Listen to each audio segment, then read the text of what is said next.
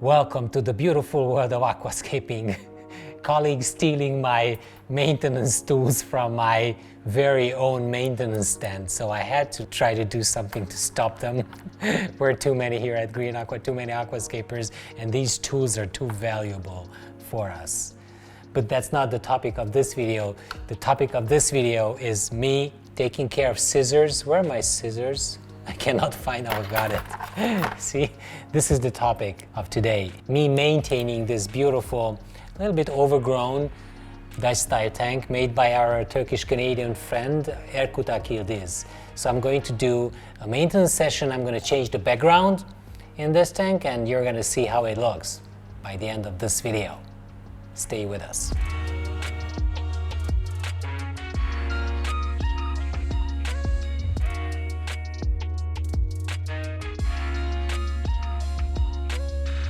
So this looks a lot like the flag of Seychelles. It's supposed to look like that with all the plants starting from the back and then moving into lines towards the front like that. We've got many stem plants and I hope that we're going to have a quiz video in one of the next videos where Aaron was preparing some questions. I really hope that he didn't ask me about anything that is related to stem plants, because stem plants questions, I'm gonna just not be very good with them, I promise. I never use them because they require so much maintenance, hence the topic of today's video.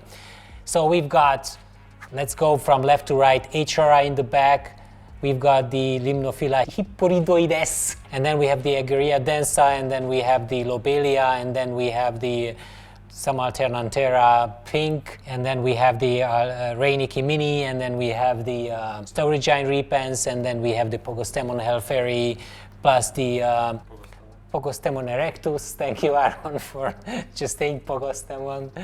And then we have the Rotala rotundifolia, and then we have a super red, which is not visible in the back.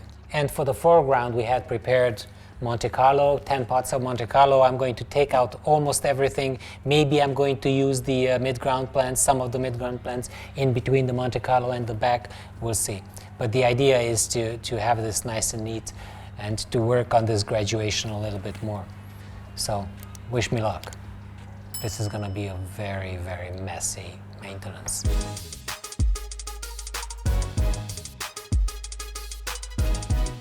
Let's push the light back. Let's remove some water. And this sound that you just heard is Victor preparing all the orders at Green Aqua and hitting all the wrong buttons so that the Windows sound is heard. Enough for now.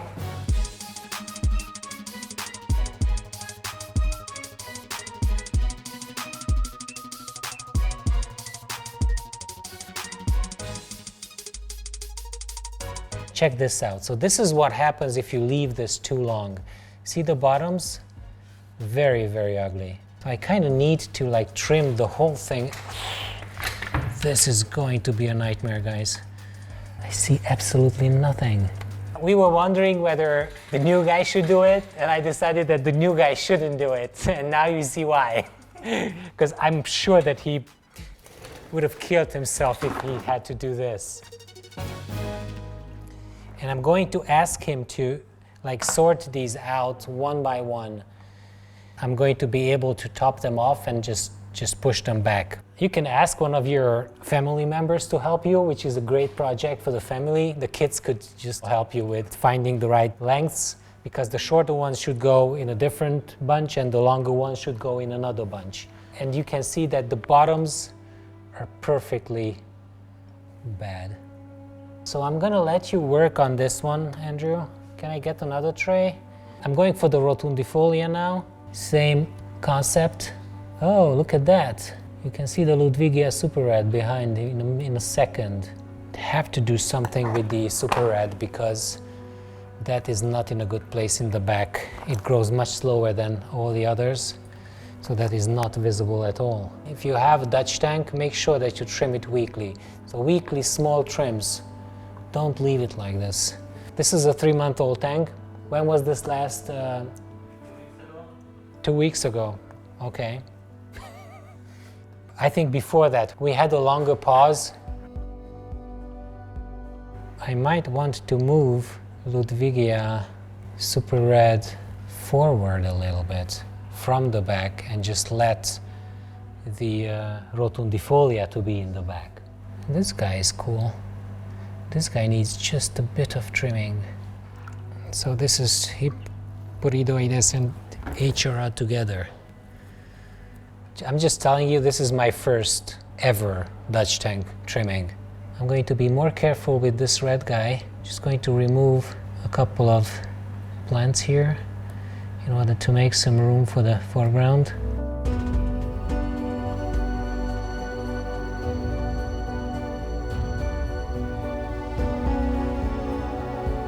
Now I have a nice line of plants actually. You can see that they're going up. I will have to get rid of this completely because I want to plant the Alternatera Reiniki Mini instead. Yeah, the Monte Carlo goes to the foreground and the Mini goes here in this place. And I'm still having problems with these leaves here. These plants are producing a lot of ammonia by decomposing themselves. So I'm thinking of doing something with this. What can I do? I'm really not a fan of the Pogostemon erectus now. I need to remove these guys from here, but that's going to be a messy thing.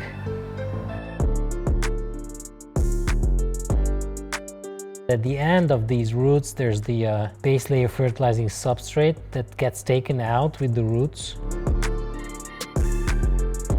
Note to myself, don't use base layer fertilizing substrate in the foreground of the tank at all. I don't like the Pogostemon because it started to melt. So what I'm doing is I'm just taking it out.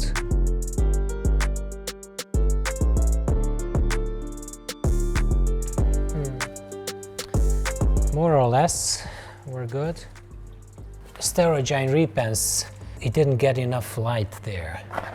I should keep it, but most of it, at least here in the foreground, should be removed. Can I get the clean water, please? Because I need to fill up and rinse the tank a little bit.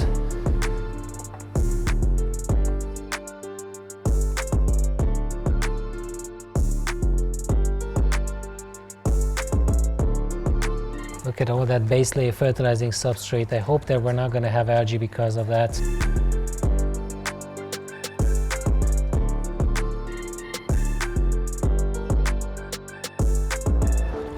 This is just bad plant mess. Okay, you can stop the water. And let's do the planting for the foreground first. This is Monte Carlo potted version. Planting out of water is not very easy. Make sure that you use smaller bunches because when you plant one, the other one will come out. Planting underwater is very frustrating, very, very frustrating. I should drain the whole tank, catch the fish.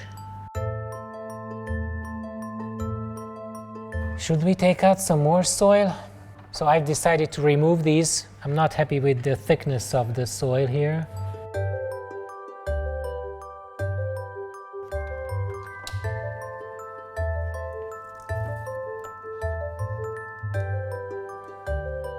So, round two. Same bunches, go back.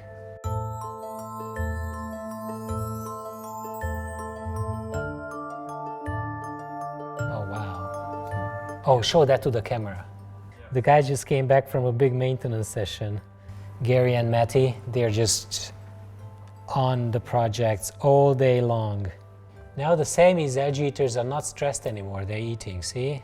We had this great vet, Marton Hoichi, at Green Aqua, and he explained that you can stress the fish, not a problem for them unless they live under continuous stress, like bad quality water, for example. Maybe the Monte Carlo is too much here. I cannot plant it all. For once, I had enough plants. I could just put Monte Carlo in between the roots there, because the root structure is so thick, the Monte Carlo would just intertwine with the roots of the lobelia. Okay, is this all? You have more, or is this all? A few more. A few more, okay.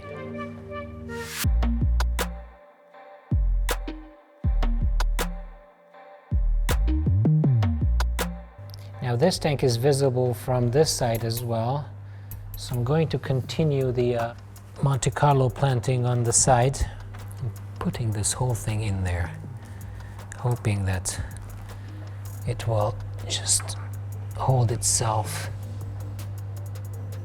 Works like magic. It reopened the gate. Same thing here. Just gonna squeeze it in here. There you go. I've been trying to take it slow, but my patience low. Think it's time you let me know.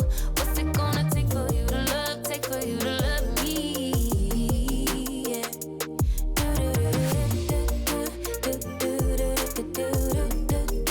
Yeah. Let's start planting the Ludwigia. So the Ludwigia Super Red is this line. I'm not happy with the idea of this Ludwigia anywhere because this is so small and it's not going to grow big. So what if I change? I take these out. These are Ternanteras. I put them here to form a nice line, and then the Ludwigia will be planted in there, and then I have some reds on the other side as well. Sorry Erkut, this is a completely new arrangement of plants, but I just couldn't see any of this plant in the background. I'm trying to move the line of this higher up.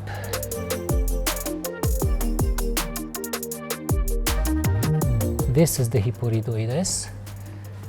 I could continue this.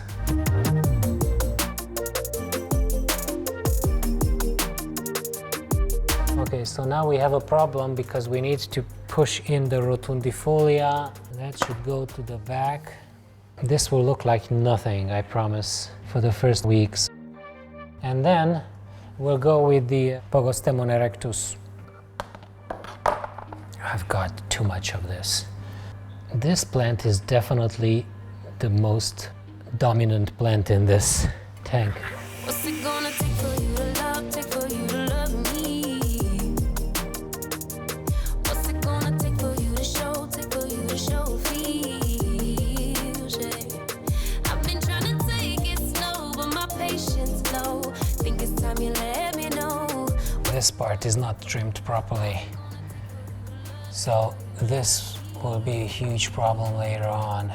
But I think I would just leave it and just wait for the others to grow, because this grows really fast and it would fill the space.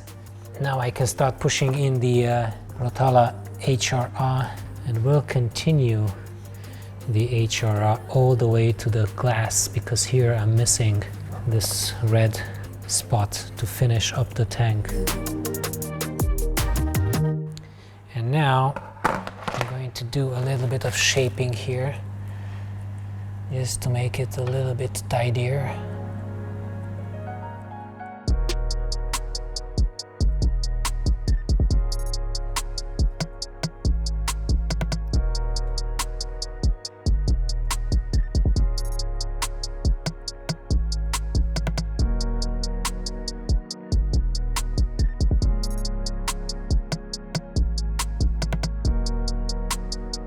I didn't expect this.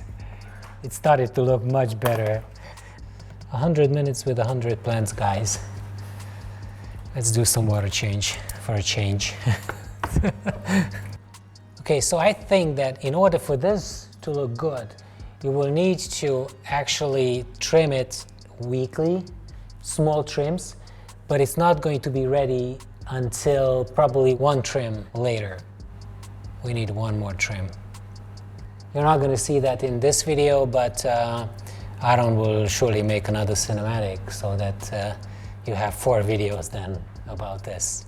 We're going to link the setup video of this Dutch tank in the description, so you guys can see how Erkut was working, how he was planning it, and what was the original idea.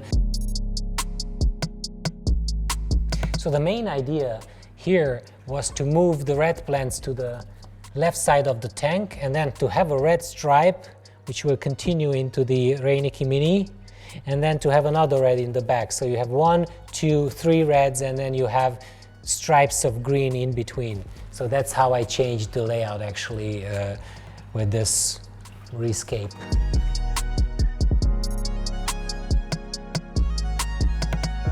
I'm going to finish the water change, clean the tank thoroughly, and now you're going to see how it looks after 0 trims, after 3 weeks.